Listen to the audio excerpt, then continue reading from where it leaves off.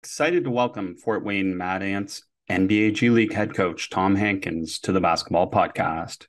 Hankins has coached at the high school and college level, having been a Division I assistant coach at Oral Roberts in Southern Illinois prior to becoming the head coach at the University of Central Oklahoma. Teams he was associated with had 6 20-win seasons, 3 NCAA tournament appearances, and 2 NIT appearances. In 2019, Hankins was hired by the Indiana Pacers to serve as the assistant player development coach, followed by the next year becoming the G League head coach. Tom, welcome to the basketball podcast. Thanks, Chris. Appreciate you having me. So, talk to us a little bit. College coach into the pros, one quick year with the Pacers, and then another opportunity to be a head coach again. Pretty good route for you as a head coach. Yeah, it's been it's different than most. But like most every profession, it's all about who you know, right? So I coached college basketball for 25 years, Division I assistant for a while, for a long time, head coach at Division II. But Kevin Pritchard, who's the president of the Pacers, he and I were high school teammates.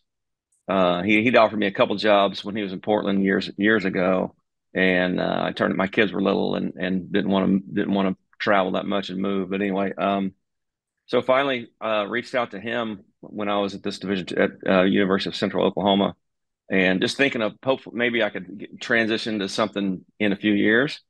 And about 4 or 5 weeks later, he offered me a job as a player development coach on Nate McMillan's staff. So and then we had some turnover here. I've been here 4 years with the Pacers. I've worked for three different head coaches. So Nate McMillan was let go at the end of that year, and Nate Bjorken came in, and that was the year after COVID. And anyway, the G League job was open, and I got it. It's been I can't tell you how much fun it is. I've never had so much fun coaching basketball in my life. Um, it's crazy, wild world of G League. Which I'm sure you've heard some about it, or a lot about it. But I love going to work every day. That's great. And we'll talk a little bit more about the wild world of the G League. But maybe first, from the perspective of moving from a college coach into the NBA G League, what type of experience do you feel was most valuable from your college coaching career that helps you now? Wow. Maybe all the different levels that I coached at. As far as I was junior college coach, Division II coach. And then the mid major stuff. So kind of adapting to those different levels. The player evaluation. For all that time that I was in college, my main job was recruiting. So I was evaluating, creating relationships, kind of in actual sales, as more than actual coaching. Um, and so then when you get to the professional level, there's a tremendous amount of coaching going on. Don't get me wrong, but the I would say the most important thing is just player relationships. It's just a different world than college basketball as far as dealing with professionals on a daily basis, you don't have to motivate as much. These guys, especially in the G League, they're all trying to get to that next level. They're all trying to make a big check. So there's not as much motivation. But just the ability to get along with these guys is the most important thing. In talking to other G League head coaches in particular, a lot of them refer to it as a little bit of pure coaching in the sense that in the NBA, you don't necessarily get to run as many practices or as many development sessions. And then in college, as you already alluded to, you're doing a lot of things outside of coaching. Whereas in G League, you get to focus more on coaching and development. Is that true to word? It is true to word. There's not as many practices as you would think. I mean, once we get into January, we may have one practice a week. But there is a lot of development time. That's a team practice, but we do have, you have development sessions before every game. And then even on days off, guys will come in and get some development, get a half hour, 45-minute workout where you have the opportunity to put them through development. And so yeah, and that's what our goal is. I mean, we're not as G League coaches. I'm told all the time, it's winning is not the most important thing for the Mad Ants, for the Indiana Pacers. Getting Kendall Brown to become a legitimate 3-and-D wing, for the Pacers. That's the goal. And, all the rest of the guys. Certainly, other coaches have mentioned that the focus on development, particularly the players that have a future in the NBA. Before we go there a little bit, I'd say another part. I mean, one, I really enjoy watching your team play, and it strikes me a little bit that you've had all these opportunities and all these experiences through your career to be able to coach both team strategy and work on developing variable players, and that has to have a benefit to you as a coach at this level, doesn't it? Yes, it does. And at the end of the day, when you're trying to win games, I mean, no matter what level, it's a team that's together the most, is most likely going to win. And that's almost impossible thing to do in the G League because your roster is so transient, so it's ever changing, and I mean, it can change from shoot around in the afternoon, and it can be a different roster by the time the game starts. You can lose two starters or add two starters, or go from 11 guys to 7 guys, and or vice versa. Um, so yeah, I'm constantly talking. We're constantly talking about playing together, about playing for each other. And again, it goes against the mindset of the players because they're there to make more money. And a lot of them think that they need to score to get there. And so that's a constant battle. But it's just finding different ways to express that and constantly reiterating it in timeouts, at halftime, at the end of quarters. But you have to figure out how to do it in different ways. Is that one of the biggest challenges, like players trying to score their way out of the G League? But the reality is most of them will not be filling those type of roles in the NBA, will they? Right. And that's the hardest sell to these guys because a lot of them were great scorers in college, really good scorers in high school, really good scorers in college. And their role in the NBA is going to be a stay in front of your guy and make open shots, and be a great defender, the best defender and rebounder or creator you can be. So, yeah, that's a constant. It's just getting them to learn that. It is a constant battle. But and then once they get into the game and the competitive juices start flowing, they're going to go back to what they've known their entire career. A lot of times, so it takes time to develop that change of mindset. So yeah, it is something that you battle daily. And you mentioned obviously winning, maybe not the most important thing or not the bottom line, but of course, winning and competitive mindset does matter. So, talk to us about setting up your team for victories while simultaneously expanding the player's skill set. And that is a hard balance, isn't it? Yeah, it's a real hard balance. My first year coaching the Mad Ants, it was an unbelievable learning experience. But that was the year after the NBA had their bubble. The G League had a bubble. We played 15 games in 7 weeks in Orlando at Disney, and man, it was so fun. It's a great setting, and it was nothing but basketball for seven. We went there to quarantine for, I don't know, 3 or 4 days or a week, and then we had a week long training camp, and every team in the G League's there. I think there were 16 teams that year, and we and then you stayed and played a lot of games. So, but my point I'm trying to make is that my roster it didn't fluctuate like it usually does. We were all there quarantined. The Pacers could pull players out, but once they pulled them out, they couldn't put anybody back in. So we started with, I think, 13 or 14 players, and I had 3 guys on my team that I was told I needed to play them 25 minutes a game. So, and they weren't necessarily our best players. So, kind of make this story even longer. There's usually 30 teams in the G League. Well, this season, because of the quarantine, because of COVID, there were only 16 teams. So, every team was able to pick up better players. So the level of play in the G League that year was probably as best it's ever been, and will be for a long time, just because it was watered down a bit, or there weren't as many teams. So I had 13, 14 guys who could really play. Guys who O'Shea Brissett, who is now in the NBA, he was having to come off the bench for me to start the season. He's by far our best player, but I've got to play some rookies 25 minutes a game. And so trying to figure out, where are we going to get these guys these minutes, and then at the end of the game have our best lineup in there. it was not easy, but we also have an analytics department here with the Pacers, and one of those guys is dedicated to the Mad Ants, and so we would call this guy on a daily basis and say, all right, here's what we have tonight. So and so needs to play this many minutes. So and so's hurt. Here's our rotations. What do you think? And he would put together a rotation for us, substitution rotation for us, and it would just kind of give us some really good, um, just really good options to go with, and he would say, hey, when you're going to have this lineup in the game, you're not going to be great in transition.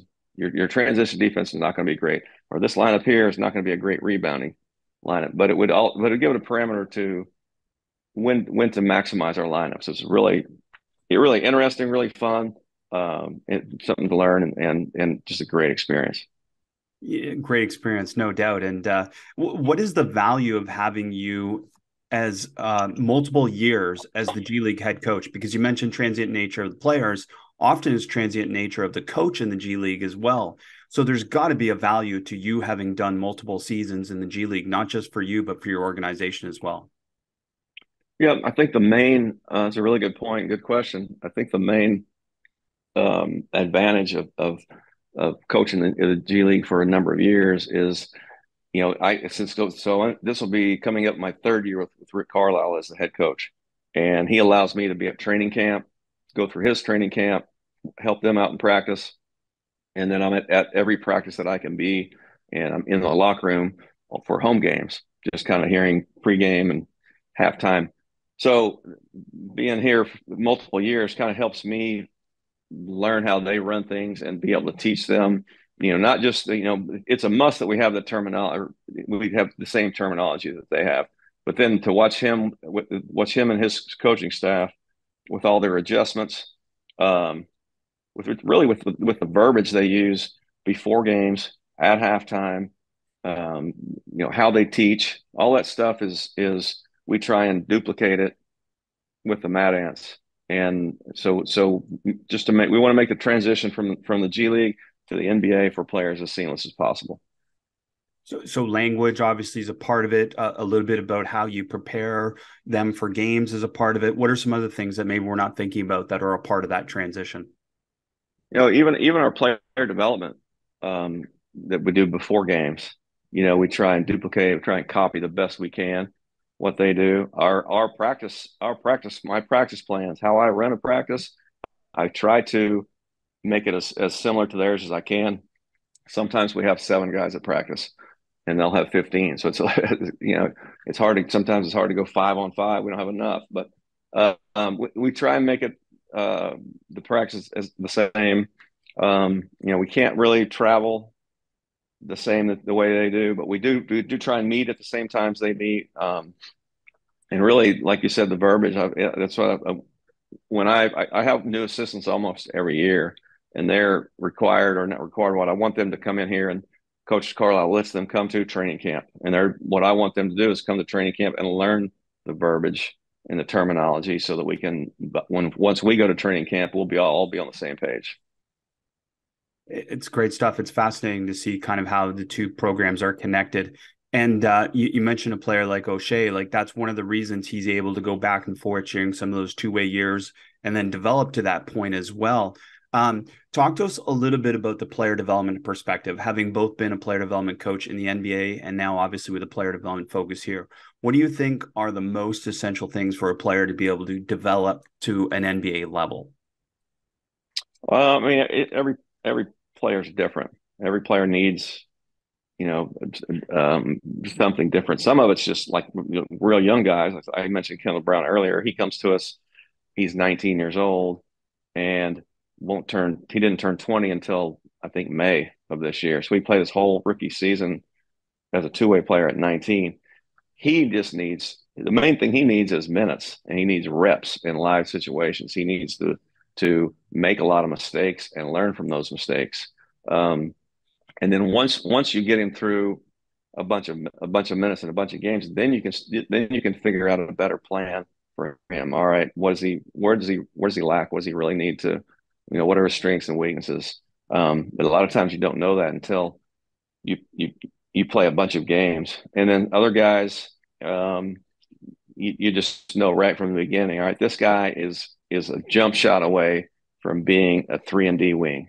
He just we need to get him reps and on catch and shoots and shooting on the move, and so then some guys, point guards they may need to learn their pick and roll reads better, and then the one universal thing that they all need to do is be better defenders. Defending in the professional basketball, G League, NBA is way different than defending in college. We have guys coming here all the time that want to try and jump over and take charges, and they just don't call that. It's just a way they don't call it as much. They still call it, but not nearly as much. It's just a so much more physical game on both sides of the ball. That's one thing that a lot of guys it takes them a couple of months to get used to the physicality especially if they're one or two and done players out of college and then coming to the G League or the NBA trying to shoulder hits, how to body people up defensively, how to and stay in front. Verticality is a big, probably one of the greatest rule changes of all time. I think I love it. But getting those guys knowing when to that they can go vertical and not get called for a foul and change a shot. Even though they don't have to be 7 feet tall to do that. Just those little nuances. But again, it's every player is different. I had an NBA coach explain it to me once, for example, with a closeout. The difference is in college, you're taught all these technical details, and in the NBA or G League, you're focused on the tactic of the closeout, closing out short, closing out long, and just more depth in terms of that, where the decision is more important than the skill. Is that similar to a lot of things defensively that you find? Yeah, I mean, at this level, you can't take away everything. So here's what we're gonna try and take away. Here's where we're going to send them. And when we send them this way, this is where everyone needs to be because we know that's where they're going to go. So yes, it's closeouts are. I mean, I couldn't believe it when I coached college for 25 years. I get here and Dan Burke is the defensive coordinator for the Pacers at the time, who's a legend in the NBA, teaching closeouts where you don't chop your feet. Mm-hmm. And that's all I've known my entire life. And I have not and that's all I've heard since for 3 different coaches. You don't chop your feet. You just get out there as fast as you can and you stay in front or send them or try and be as directional as you can. Yeah, a lot of things that you control in college. I mean, you don't need to control it in the NBA, and you probably don't need to control it in college. So I am curious, though, if you did go back to high school coaching or college coaching like you've done previously, what are maybe 1 or 2 things that you would take back and say, oh, I would do this now? You mentioned not chopping your feet on closeouts. Are there anything else that stands out that would help coaches understand? Now that I've coached at this level for a couple of years, number one thing is spacing, use of the corners in college basketball. Now, I get it. If you don't have great shooters and you stick them in the corner, they're not going to guard them anyway. But I would definitely use the corners a lot more. Put my shooters in the corners, and I would play a lot more pick and roll. And then I think I would defend a little bit differently. I would have multiple pick and roll coverages like we do at this level. When I was coaching, it was I worked for Scott Sutton, who's an Eddie Sutton guy, and we would just hard hedge everything, no matter how big or slow our bigs were. I would have multiple pick and roll coverages, and I think I would switch more defensively than I did when I was coaching college.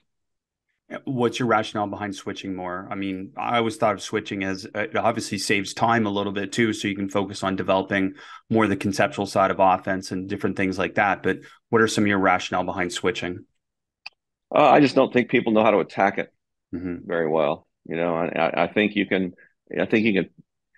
College teams are really a lot of them are just used to running their sets and basically being on tracks. They know where they're going, and you start switching, and now it becomes a read oriented game. And I don't know that reads, that's one of the things that Coach Carlisle and his staff, they're extremely creative, but they teach and work on reads daily, all summer, all season long. They're working on reads, attacking closeouts and all the various reads. But I think switching would cause people in college a lot of problems just because they're not. It's just something that is not taught. I agree. And, the other thing that stands out is a lot of colleges based on this game model where it's, as you said, the run the play and the play is the solution. Whereas in the NBA, a lot of it is conceptual, where it's, again, a basketball decision supersedes a basketball play. So talk to us a little bit about building conceptual players, which is so important for a professional player. Um, the difference, the big difference is that players are so much better at this. I mean, I've been to some GLeague games. I went to a couple of Mark Daignault practices when he was coaching Oklahoma City. They're blue, their GLeague team, and I didn't get it until I got here and started watching it. And you can space the rules are different, so you can space the floor better. But the players, the shooting is so much better, so you can flip. So um, just teaching those reads and learning those conceptual reads is a lot easier just because there's more space. But there is a progression that we go through, and again, I steal it all from Coach Carlisle and his crew. We just start with baby steps. But the other thing that's a big difference between college and professional is these guys don't need a ton of reps. You give them reps 1 or 2 days in a row, and they've got it, and then you can move on. And so your practices are the pace of your practice is a lot faster. The information that you're giving, the amount of things that you can get to in one practice or in 2 or 3 days, if you have 3 days in a row to get stuff in, is amazing. And they take it straight to the floor. I guess an example I can give is Gabe York, who was a phenomenal player for us the last 2 years. We would talk to him about reads in shoot around in the morning or in pregame player development, and he would take that to the game that night. I never saw anything like that in college where guys could pick things up and translate it so quickly as it is here. It's such a great example and great point. Obviously, better players, but less weaknesses that you have to do things kind of within this game model to be able to hide some of those weaknesses as well. And you mentioned kind of this progressions. Can you share some of those progressions? For example, you mentioned attacking closeouts. What are some progressions in terms of developing the reads and the decisions off of attacking closeouts? Well, so I talked about playing out of the corners. So we are constantly running guys to the corner, throwing a kick ahead pass to the corner, and we're reading that closeout, whether it's a catch and shoot or a go and catch or a jab and a middle drive or a baseline drive. And then from there, making that read. Once you get past your man, okay, what's the low man doing? What's the weak side doing? Where are our cutters coming from? We like to kill cut on a baseline drive. We like to kill cut from the opposite 45. And so that's what day one of practice, running to the corners, driving baseline, making that read on the kill cut or the drift pass. And again, that's one day and they've got it. Okay. And then after that, it's driving from the 45. The game is really played a lot in the slot. There's slot drives, again, there's so much spacing. The corners are filled. So there's a lot of a ton of drives from the slot. So putting the defense in a disadvantage on slot drives. Who's cutting? Say it's a slot drive and he's going to the baseline. We at the beginning we make it an automatic where the opposite baseline is cutting, but then eventually we work into it to where it's a read where the baseline is cutting or the opposite 45 is cutting, and that's just a progression buildup that we do. It's great stuff. Great example to be able to share. And you also mentioned this concept of doing less reps. I'm curious if reflecting on your college coaching career or in general about college coaching, do you feel that sometimes we do too many reps of the same thing, over and over again rather than, again, progressing them with reads or different things like that? I know I'm guilty of it. I don't know about Me too, anybody coach. else, but I was extremely guilty of it, and trying to get it perfect. And I really was guilty of not doing a great evaluation of my players and expecting them to be able to stay in front of their guy when it physically they just weren't. They just, some of them just weren't there. So instead of drilling it over and over to try and get them there, let's play to a direction, and everyone be on the same page and know that this, if they're going to drive, this is the way they're going, and here's how we're going to rotate. So another takeaway from so many coaches like yourself on the podcast that have coached at the professional level is the individuality in which you approach coaching. Is that the individual focus is much more there. For example, there's individual differences, as you just referred, somewhat in terms of closeouts. Certain players can close out different than other players. Is that another takeaway for all of us to be able to think a little bit differently about how we approach coaching? No question about it. I think I just listened to your podcast today with Joe Crispin. Mm-hmm. That was very good. That was impressive. I'm going to read his book actually, but just about his outside the box thinking on the whole game and what he learned growing up, And think about you know, that. He and took that from a player who had played for, I think, 20 plus different coaches over his lifetime in professional sports. So it's such a fascinating approach, isn't it? Where he said, this never helped me as a player. So why would I do it as a coach? right, yeah, yeah, he's a very bright guy and well thought and well spoken, that was really good to listen to. I'm excited to dive into it even more. So can we individualize our approach to players even more then in terms of that type of thing? Yeah, you definitely. That's what I learned. Watching Nate McMillan that first year, I was amazed at how. I mean, he's a great manager of professional players. Number one, he played in the NBA for a long time, and his whole adult life's been in the NBA. And so I learned a lot just sitting back and watching him, how he every day just kind of slid around the weight room, individual grabbing guys individually and talking to them in different ways.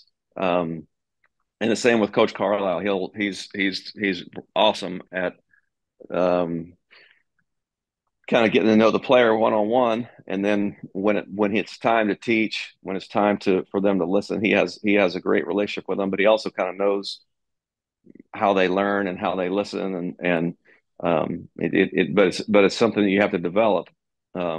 It takes time, so that's what I do now. It's we're gonna have our staff meeting before practice, but we're gonna end that meeting so I can get down to when the guys are in the weight room and go around and touch every one of them and kind of see how they're doing, and not really talk basketball, but just kind of get to know them more, earn some trust, joke around, bring a smile, set a positive tone every day. And again, that's just kind of what I picked up here last.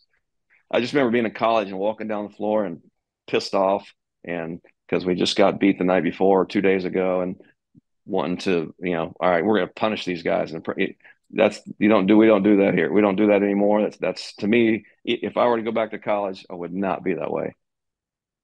Yeah, I totally understand what you're saying. And you mentioned this concept when we talked just privately before the podcast about building relationships and managing relationships. And that's such a part of it. So I want you to expand on that a little bit. But the point I just want to emphasize for coaches is your part about connecting with players every day about something not to do with basketball. Just this concept to be able to maximize their belonging, which is such an important part of coaching. But can you expand a little bit on how you manage the relationships with your players? It's really what we just talked about, but I'll also we've gone and grabbed a beer after a game, with different guys, or dinner or lunch or coffee, and just kind of got to know them, more on a individual level. And these guys are older, they're professionals. I learn more from them, I think, than they learn from me. And really, it's kind of an interesting story. When my first year here, oh gosh, I can't remember his name right now. Anyway, I was just told by one of the coaches, "Hey, you will learn more from your players than you will from all these." And he was exactly right. My first year here, I sat behind the bench for most of the Pacer games, got to travel with them, and would just watch TJ McConnell come off the floor to a timeout and just start talking to the entire all everybody that he's on the floor with, and I'm just going, what is he talking about? And that the more I'm around him, the more and then I'd ask him about it and learn from that. And then getting into the G League and coaching guys who played 6 and 7 years professionally, and just kind of talking with them, and learning. So, not really answering your question, just kind of giving you some insight on how I've done it. But yeah, I love it, just coach. spending. Yeah.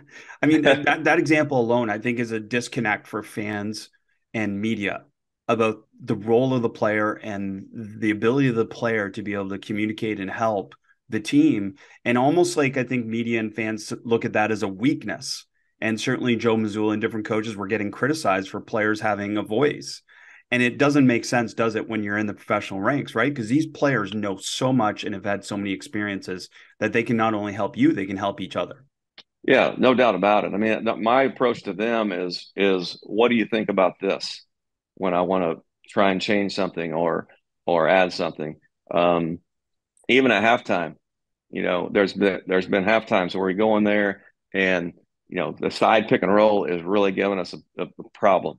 All right. Well, what's the adjustment? Number one is do we need to adjust it, or do we just need to get better at how we're trying to do it? And that's a discussion that we have. And then most of the time they'll come to the decision on their own, and I'll help them along the way. There's just been a handful of times where I have to step in and say, all right, here's how we're going to do it. But most of the time, through talking to them and hearing what they're seeing and what they're feeling out there and their vast experience, we come to a conclusion and figure out how to get it done. That's great. I mean, it's almost more important that they believe in what you're going to do than obviously you telling them what to do, right? In terms of empowering them and then that self-efficacy or that belief that it's going to work. Take us through that a little bit deeper then. When you approach them, say at halftime, about a possible adjustment, are there multiple voices in the room? Are there generally one or two voices in the room? And then how do you bring that back to the decision? There's generally one or two. It just depends on the makeup of your team.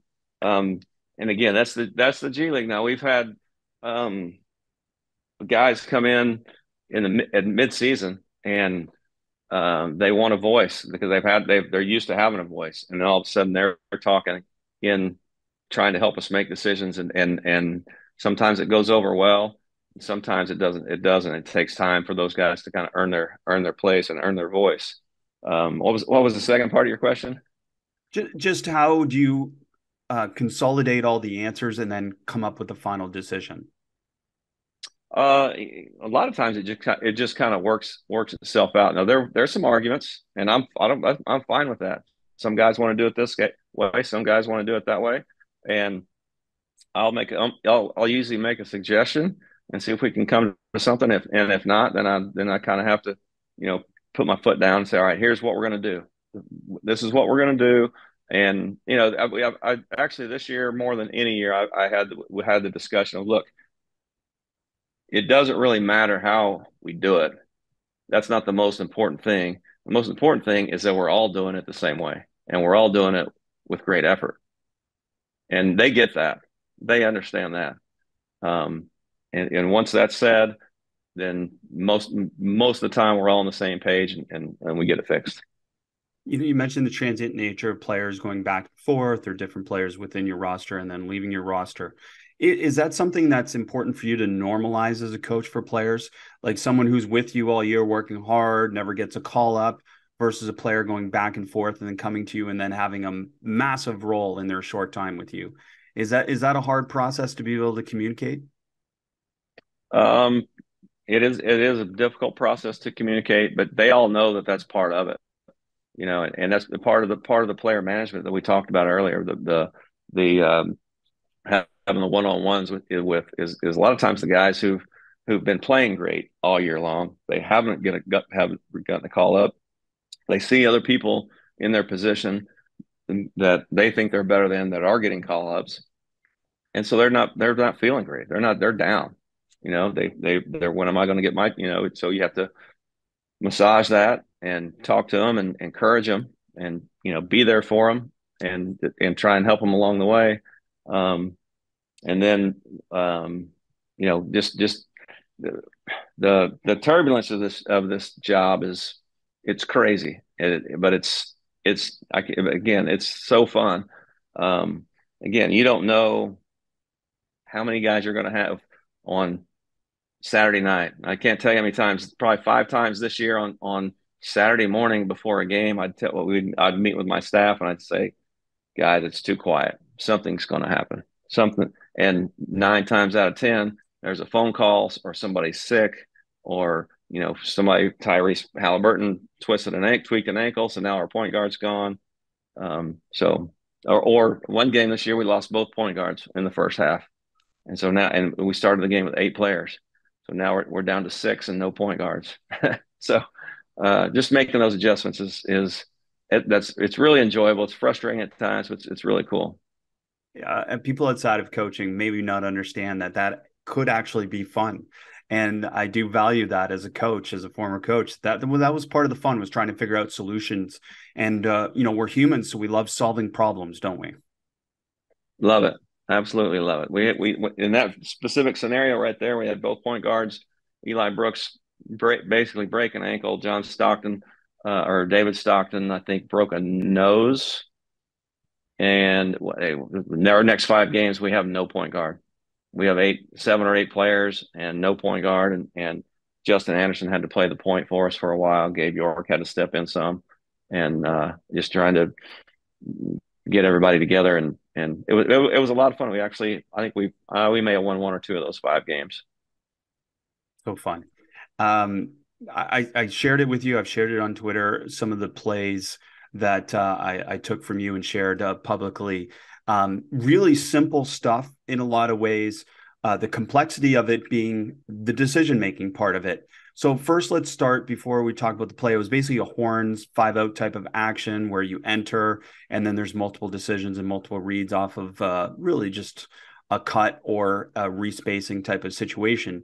But before we even get to that, just talk to us about play calling and calling plays by certain names or families of plays, whatever they may be. What are some things that you can share with us to give us insights in terms of how we should name plays? So we use the same calls that Coach Carlisle uses, and I think he's on the same page with a lot of coaches. He wants 1 syllable short, 1 syllable strong sounding names. So get is I think the action that you're, and then the body parts, nose, ear, wrist, or and it just, but I don't have any philosophy on it. I just kind of steal it all from him or what they do. And that, it's kind of what I did with Coach McMillan and Nate Bjorkgren. So as well. the thing that stood out about this get play was that it seemed to be sequencing, and I'm sure it was somewhat read based as well. But the way it worked is, again, there was different entries to essentially the same play. So it looked, essentially, I'm guessing it's one play, but you can just enter different ways. And then Right. over different games, there was different entries, so it would look a little bit different. But in rally, it's a really simple action, isn't it? Very simple, and that's the beauty of this level. It just takes simple actions to, put your 3 best players on the floor in action when you can, and they know how to play. They know how to, they can figure it out. And then, once the defense guard defends it this way, they know, all right, they're defending it this way, so now we need to counter it this way. So yeah, that's a real simple. We're just trying to get our best player the ball. It was usually Gabe York or whoever we had at the 2, trying to get him in middle pick and roll action. And then we would hit him coming off the pin down, and then that didn't work, we'd throw it to the big and run a Rubio cut off of that. And we could hand that off and get a good look. We'd get that all quite a bit. And then if the Rubio wasn't there, then the big and the two small would play up with an uphill DHO. And then we have a jam screen set in for the one sometimes. So A I lot think of it's pretty common terminology there. action. Rubio is essentially a pass and cut off of a get. And then what I loved about it is that if you, and I couldn't believe how many times you actually got that to a certain extent, but I get it. It's spacing and it came off of unpredictable entry type of situations. But the other part that was beautiful off of it, and I can't remember your terminology you just shared, but if you don't give it to that player, it was essentially a dribble handoff to the top or a pass and ball screen to the top, which just created a great flow with great space because that cutter was taking away a help defender. So take us through that part of it that, essentially you're running middle ball screen, but you're running it off of actions that usually don't lead into a middle ball screen. Right. I mean, it's just I think it's the five setting a pin down, in the middle of the floor with the two coming off, coming off to the basically to the left slot. If the two's not open, or it's really the point guard's read. If he thinks the two is covered, then he's going to throw it to the big flashing who set the pin, but he's flashing to the elbow. The point guard's going to hit the five, flash into the elbow, and he's going to run that Rubio cut, which is basically a basket cut, just for basically a give and go, and then if the big can't give it to him there at the elbow on the give and go, then he's going to dribble uphill to the two who's again in the left slot, and that turns into middle pick and roll. Sometimes you get back cuts out of that, and then the big can even if they're covering the two real tight, he can fake the handoff, and then he'll get to the second action, which is the left corner, whoever's in the left corner coming out for a dribble handoff on that side. Again, I mean, it sounds more complicated when we talk about it. It's very simple. I will post it on Twitter the week your podcast comes out. So go through @bball Immersion Twitter and you can see it that week. But Okay. again, the beautiful thing was the decision making and the ability to be able to get to a direct action with your three best players. And to me, that's what defines a lot of professional basketball, isn't it? Getting it to a direct action with your best players. Exactly, and letting them play the game. When you have a great point guard, the Pacers have Tyrese Halliburton, and late game this year, it was let's get it to Tyrese, let's get him in middle pick and roll. He is the master of the jump pass. He leaves his feet, and something you're taught your whole life, and he leaves his feet and he makes the right decision 99% of the time. It's amazing. I was amazed all year watching him about the decision making that he has. But again, so you're getting your best player in some type of action and letting him go to work. It's another great example of the players teaching us a lot of these old kind of ways we thought about the game of don't leave your feet to pass. I mean, I can't believe anyone believes that anymore because most good players leave their feet all the time to pass and are more effective doing it, especially if they have the freedom to do it. Are there any other things like that that stand out to you that maybe, we used to believe, but now when watching players, it just doesn't make sense for players? Um, I think you guys with Crispin, you guys talk shot selection. I mean, the guys they're just such good shooters that the good shot, bad shot it's just different. It's changed. And I will say this in the difference in professional and college basketball. In college basketball, every possession is so important. And in college basketball coaches' defense, every possession is so important. And so, like, we've had guys in for pre-draft workouts the last 3 weeks here in Indianapolis, and for the draft coming up this week. And there's some guys who didn't shoot many threes in college at all, and that's their question on can they shoot it? Well, they come in here and they can shoot it. They're pretty good shooters. They're not bad, but they've attempted 12 threes this year, or not very many. But that in my point of view, that's why they're also good enough they can go get a better shot, or what they've been told is a better shot. But there's just those possessions are so important that they're not going to take the chance.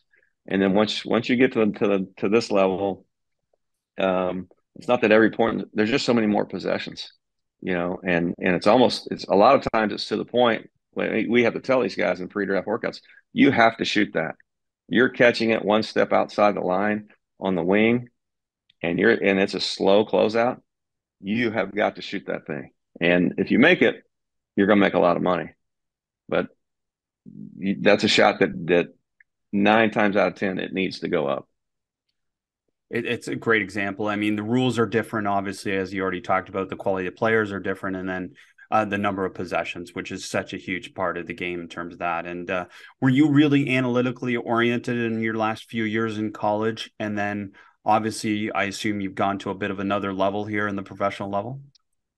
Yes, I was not analytically oriented in college at all. Hmm. Just through my years at Oral Roberts, we had some great mid-range scorers, and great post up. I was always a 4-out, 1-in. I kind of prided myself on being able to teach guys how to score in the post and score over the top of people from 4 and 5 feet. Um, and then and so it was a lot. But when I first got here, we talked about terminology. Number one, I was fortunate enough to be in all the coaching meetings, planning meetings for training camp and Pacer season, and yeah, I was at practice every day, and these guys were speaking Chinese. I didn't know. You talking about all the terminology I used earlier? I had no idea what they were saying for 2 months, and I just was quiet and kind of asked questions to like the video coordinator and different things. But then the analytics was all new as well. I've learned a lot. It was a lot more easy to use analytics for us when our roster was steady, when we were in the bubble that year and we had the same roster. It changes so much now. It's not as easy to use it. I mean, we still emphasize rim, free throws, rim, and threes. But we just can't emphasize it much because it changes. Our roster changes so drastically or dramatically. If you're going back to college or you're going back to high school coaching, is there anything that stands out analytically that you would say this would be very valuable to you? Um, the lineups would be very valuable. One thing I think an adjustment that we made this year that I think I would study a lot more if I went to college, and I'm going to study it a lot more this last year. But so this year we came down to the last 5 games of the season. We needed all five. We need to win all five to make the playoffs. And we were going to play Long Island, who was the best team in the entire league. That was where we were starting our 5-game, last 5 games of the season. And they're a great transition team. And we'd never really we had a crash scheme, rebounding scheme. It's kind of the same thing that the Pacers do, but we just made an adjustment and said we are not rebounding. We're not offensive. We're saying no on the offensive glass. We're getting back every time, I think that was a big reason that we went on this 5-game run, and won all 5 games and went to the playoffs. Now, is that the best thing to do for every team? Absolutely not. The team that won the G League championship 2 years ago, RGV, their crash scheme was they're going to crash all 5 every time, and they're going to lead lead the league in offensive rebounding, and they did, and had great offensive rebounders, and they were, almost unstoppable. And excellent team. They ended up winning the whole thing. So, analytically, I would study offensive rebounding a lot more if I went back to college. Crash scheme. And then that's a really good question because it's so clogged up. Rim attempts it's just not easy. I would try and play a lot more 5-out because I was always always played 4 around 1, but I would definitely try and play more 5-out and free up the rim so you can get more rim attempts. But that's just off the top of my head. That's what analytically I got to change. Yeah, that's really neat. Even in presenting, your concept of offensive rebounding, you kind of go both ways with both those perspectives, right? That both Right. of them have worked, and I know that's That's a little bit of a conflict at the professional level because, again, even though a lot of the analytics departments seem to drive the philosophy that offensive rebounding is actually valuable, you Mm-hmm. still aren't going to do it because you've got to send stars to the offensive boards. And that changes Right. everything, doesn't it? Having a star. Yeah, it does change everything, and that's the deal with RGV when they won it. You look at the makeup of their roster, and they had, big Deshaun Nix and Trevlin Queen and a big and what's it, Kevin Gelly. Um, they had big physical athletic players that were decent shooters, but not great shoot, but they could all offensive rebound, and so they knew. There was ultimate freedom to shoot the ball. There was really not good shot, bad shot, but they knew that they were all going to rebound it. Coach, a bit of a cliffhanger here as we start to wrap up this podcast. You mentioned you won your last 5 to make the playoffs. So can you take us through that kind of end of season? Yeah, what a fun time it was. But this is kind of wraps up the G League in a nutshell and how things work. So we won the game in Long Island, beat the best team in the league. We win a couple other games. I think yeah, we beat Westchester, come home, win a game, and we've got to go to Delaware, who has the second best record in the East, and we've got to win both of those games. Now they've already clinched, but we've got to win both of those games to get to make it to the playoffs.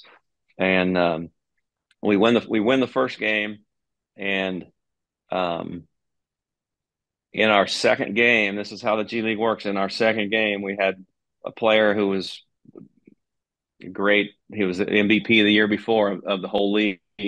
Um, he gets kicked. We're down 12 in the second quarter, in the third quarter, middle of the third quarter, and he gets kicked out of the game. He threatens an official, gets kicked out of the game, and um, I'm like, kind of, I didn't know what he said. I don't know what he did, and talk to the official, and I'm thinking, oh, we're done. These guys are our leading scorer, maybe their second leading scorer, 25 a game, what he averaged, and he gets kicked out of the game, and then Justin Anderson, who's a veteran for us, also he's a 23 point a game guy.